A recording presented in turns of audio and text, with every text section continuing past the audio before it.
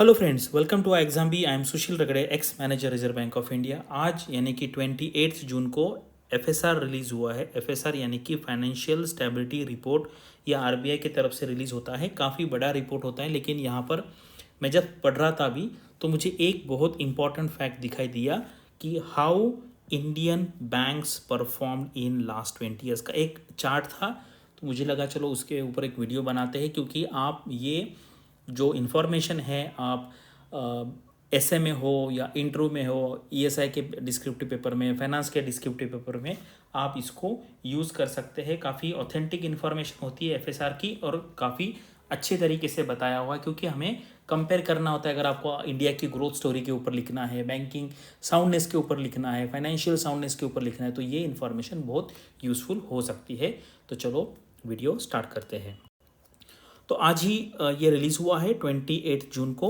ये है 27वां इशू है, ठीक है। एफएसआर जो है सबसे स्टार्टिंग इसका जो हुआ था वो बैंक ऑफ इंग्लैंड ने स्टार्ट किया था, फाइनेंशियल स्टेबिलिटी रिपोर्ट। फिर बाद में आरबीआई ने भी इसके ऊपर काम करना चालू किया है।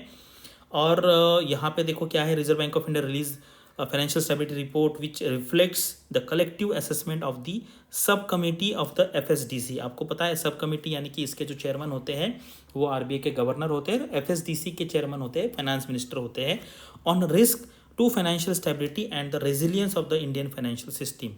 ये पूरा अगर आपको पढ़ना नहीं तो एटलीस्ट ये हाइलाइट्स है, ये आरबीआई ने ही उनके इस न्यूज़ बुलेटिन में दिया हुआ है, ये पढ़ लीजिए। लेकिन ये 1 2 3 4 5 6 7 पॉइंट ऐसे तरीके से कीजिए, मैं बोलता हूँ इसको रट्टा लगा लीजिए। क्या क्या लिखा हुआ है एक बार, दो बार, तीन बार, 5 बार पढ़ लीजिए, यानी कि आप इसका रेफरेंस देखें, इसी आंसर को सब्सटेंशिएट आप कर सकते हो, ठीक है। तो ये जो है बहुत इंपॉर्टेंट है, और जिसको इंटरेस्ट है मैं 2-3 दिन में एफएसआर के ऊपर एक बड़ा वीडियो बनाऊंगा 40-50 मिनट्स का, वो आप देख लेना।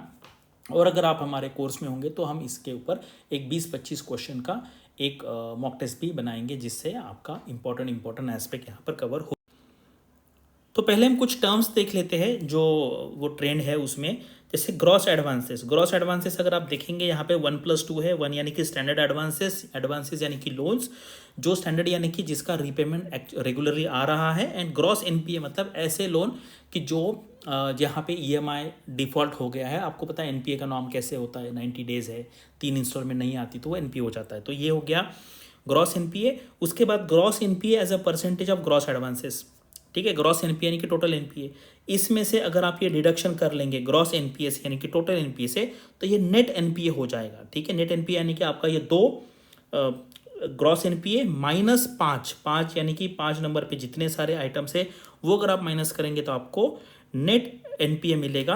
और ये ग्रॉस एडवांसेस से अगर आप ये 5 नंबर का माइनस करेंगे 3 - 5 तो आपको नेट एडवांसेस मिलेगा, ठीक है। एंड फिर उसके बाद ये रेशो निकलता है net NPA as a percentage of net advances. उसके बाद रिटर्न ऑन एसेट करके एक पैरामीटर हमें देखना है, जिसके ऊपर हम बैंक का फाइनेंशियल साउंडनेस जज करते हैं। ये सिंपल है, नेट प्रॉफिट, आपका जो नेट प्रॉफिट है डिवाइडेड बाय टोटल एसेट, जितने एसेट है। Otherwise return on average asset भी होता है, एवरेज यानी कि लास्ट ईयर का प्लस इस ईयर का, उसका एवरेज करेंगे, net profit divide by average asset, ठीक है। तो ये जो पैरामीटर्स है इसके ऊपर हम देखेंगे अगले स्लाइड में कि कौन से पैरामीटर पे हमने 20 साल का एक फाइनेंशियल साउंडनेस इंडियन बैंक्स का देखा है। तो देखो ग्रॉस एडवांसेस, ठीक है, ये लाख करोड़ में है।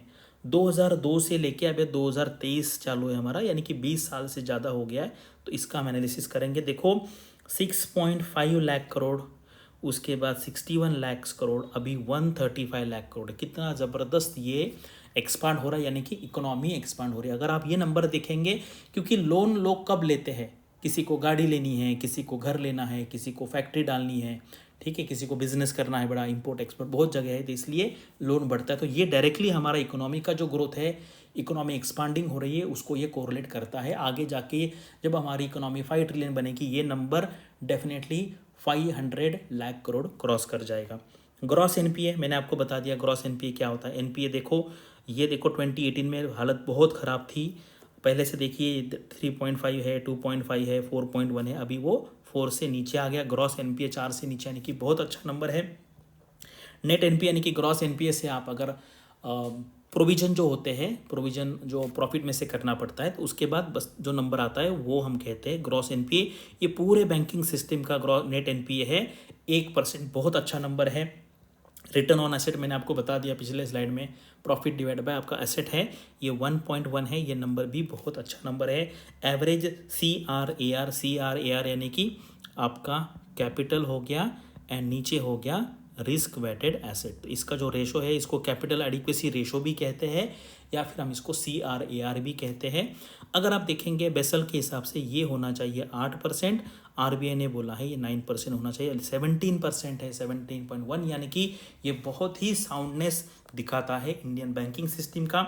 LCR क्या है आप मुझे कमेंट सेक्शन में बता सकते हैं। LCR यानी कि लिक्विडिटी कवरेज रेशो, ये पहले नहीं था, अब ये रिसेंट इन्वेंशन है, तो इसके बारे में आप मुझे कमेंट सेक्शन में बताइए कि LCR क्या होता है और वो क्या इंडिकेट करता है।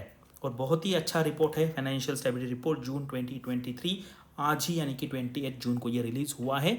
इसके ऊपर मैं डिटेल वीडियो बना। Thank you for watching this video and all the best for your studies and upcoming examinations.